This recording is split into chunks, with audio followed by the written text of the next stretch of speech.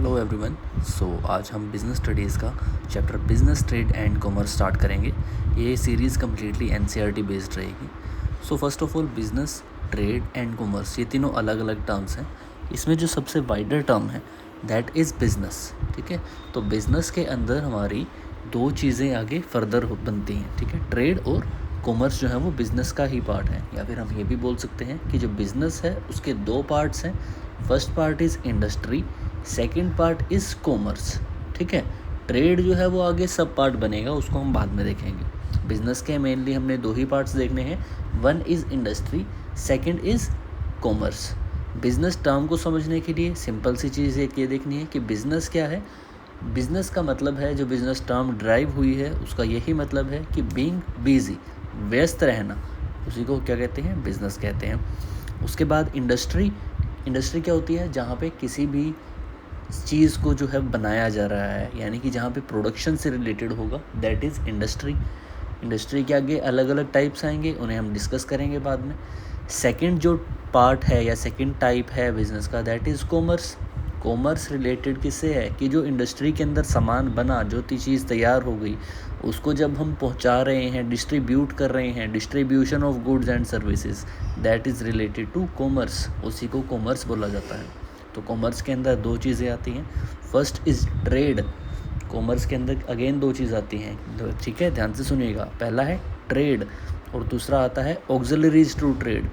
यानी ट्रेड के अंदर क्या होगा कि exchange of goods and services, जो भी सामान का खरीदना या बेचना, सर्विसेज का खरीदना या बेचना हो रहा है, वो है आपका trade. And auxiliaries to trade है जो आपकी हेल्प कर रहे हैं उस ट्रेड को कंप्लीट करने के लिए। लाइक अगर आप कोई परचेज़ कर रहे हैं सपोज़, है ना, या फिर आप ये मान लीजिए कि आपका बिज़नेस है और बिज़नेस के अंदर आपने एक प्रोडक्शन जो है वो ऑलरेडी आपकी हो गई है, आपने बहुत सारा सामान जो है वो तैयार कर लिया। उसके बाद प्रोडक्शन अगर हो गई है, उसके बाद सामान जो है वो आप कहीं पे उसे ट्रांसपोर्ट करेंगे, तो जो ट्रांसपोर्टेशन है दैट इज़ ऑक्सिलरी। उसके बाद ट्रांसपोर्टेशन के बाद उसे आप कहीं पे स्टोर करेंगे, तो किसी वेयर हाउस में स्टोर कर रहे हैं, वो भी ऑक्सिलरी होगा। उसका इंश्योरेंस भी कराया जाएगा, वो भी ऑक्सिलरी टू ट्रेड होगा।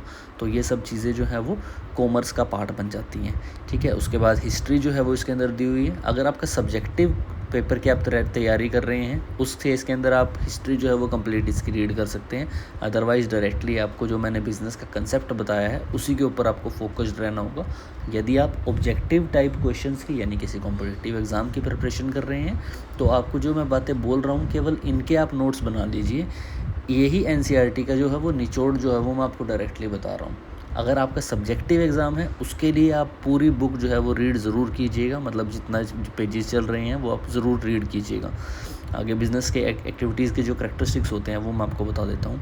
फर्स्ट इज़ प्रोडक्शन या फिर प्रोक्योरमेंट, यानी कि जो गुड्स हैं या सर्विसेज हैं वो यहाँ पे बनाई जानी चाहिए, या फिर उनको कहीं से हम ख़रीदें बेचने के पर्पज़ से।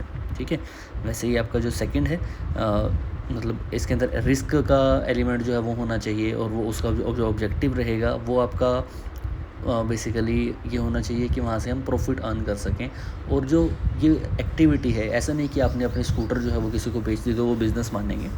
वो एक्टिविटी बार बार परफॉर्म होनी चाहिए, रीअकरिंग एक्टिविटी होनी चाहिए। ठीक है, तो नेक्स्ट आपका आ जाता है बिज़नेस, प्रोफेशन और एम्प्लॉयमेंट में डिफरेंस। तो बिज़नेस के अंदर जो है वो एंटरप्रेन्योरशिप अगर आपको स्टार्ट करनी है तो उसमें लीगल फॉर्मेलिटीज़ रहेंगी। प्रोफेशन में आपको कोई सर्टिफिकेट लेना पड़ेगा, जैसे कि अगर आपको एमबीबीएस का एक सपोज़ आपको करना पड़ेगा आपको कंप्लीट। अगर हम एम्प्लॉयमेंट की बात करें तो वहाँ पे आपको अपॉइंटमेंट लेटर लेना पड़ेगा। ऐसे ही सैलरीज़ वहाँ पे आपको एम्प्लॉयमेंट में मिलेंगी, प्रोफेशन में फ़ीस होगी, और बिज़नेस के अंदर आपके प्रॉफिट और लॉस होगा। तो इस तरह से बिज़नेस, प्रोफेशन और एम्प्लॉयमेंट का डिफरेंस आ जाएगा। नेक्स्ट आपके पास आ जाते हैं ऑब्जेक्टिव ऑफ बिज़नेस। इसके अंदर आपका market standing, first of all कि हमें मार्केट के अंदर जो है वो अपना बिज़नेस को बनाए रखने की जो है वो ज़रूरत है। इनोवेशन हमें वहाँ पे क्रिएट करनी है, प्रोडक्टिविटी लेके आनी है, फिजिकल और फाइनेंशियल रिसोर्सेज होंगे, प्रॉफिट अर्न करना है, और सोशल रिस्पॉन्सिबिलिटीज़। देन आपका आ जाता है बिजनेस रिस्क, जो कि दो तरह के होते हैं, स्पेक्युलेटिव और प्योर रिस्क। स्पेक्युलेटिव रिस्क होएगा जहाँ पे आपका पॉसिबिलिटी ऑफ गेन और लॉस, यानी गेन भी हो सकता है, लॉस भी हो सकता है। ठीक है, जैसे कि अगर फैशन में चेंज आ गया तो उससे हमारा गेन भी हो सकता है, लॉस भी हो सकता है। Second is pure risk. Pure risk के अंदर जो है वो या तो कंप्लीट लॉस होगा या फिर लॉस नहीं होगा। जैसे कि फायर का या फिर थेफ्ट या फिर स्ट्राइक। ठीक है, नेक्स्ट अगर हम बात करते हैं तो कोजेज़ की बात करें, बिजनेस रिस्क के जो कोज होते हैं वो नेचुरल कोज हो सकता है, ह्यूमन कोज हो सकता है, इकोनॉमिक हो सकता है या फिर कोई अदर हो सकता है। नेचुरल की बात करें तो फ्लड या अर्थक्वेक आ गया। ह्यूमन की बात करें तो कोई अगर हमारे एम्प्लॉय डिसऑनेस्ट हो गए या उन्होंने कोई स्ट्राइक कर दी। इकोनॉमिक की बात करें तो डिमांड, कंपटीशन, प्राइस, इन सब की वजह से जो चेंजेस आ रहे हैं तो वो हमारा बिजनेस रिस्क। ऑल्दो हम ऑक्सिलरीज टू ट्रेड जो है उसको हम सेपरेटली भी स्टडी करेंगे, बट फिर भी एक उनका मैं आपको थोड़ा बता देता हूँ। जैसे transportation, warehousing, insurance, banking, finance और एडवर्टाइजिंग, तो ये सभी जो है ये लाइक ऑक्सिलरीज टू ट्रेड का एक पार्ट रहेगा।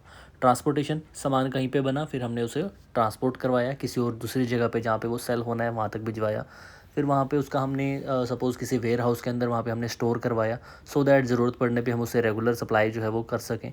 उसका जो सामान हमने ट्रांसपोर्टेशन के टाइम पे भी और बाद में भी उसको इंश्योर्ड रखेंगे ताकि चोरी या फिर किसी और चीज़ का हमें खतरा या फिर जो रिस्क है वो हम कवर कर सकें।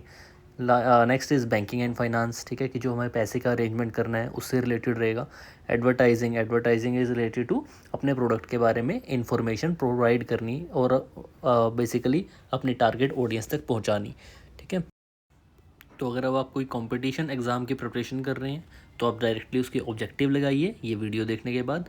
अगर आप कोई सब्जेक्टिव एग्ज़ाम की प्रिपरेशन कर रहे हैं तो दोबारा बुक उठाइए और एक बार कंप्लीट रीडिंग कीजिए, तभी आपका सब्जेक्टिव जो एग्ज़ाम है वो और ज़्यादा अच्छा बन पाएगा, चाहे वो आपका टीचिंग के रिलेटेड हो, चाहे आपका CBSE बोर्ड या किसी भी बोर्ड से रिलेटेड हो। ठीक है, तो विदाउट रीडिंग आपका सब्जेक्टिव एग्ज़ाम जो है वो नहीं हो पाएगा। बट हाँ, आपका ऑब्जेक्टिव के लिए यहाँ से आपका एक बेस बन गया है, आप ऑब्जेक्टिव क्वेश्चंस ट्राई कीजिए और आपको अंडरस्टैंडिंग हो जाएगी। थैंक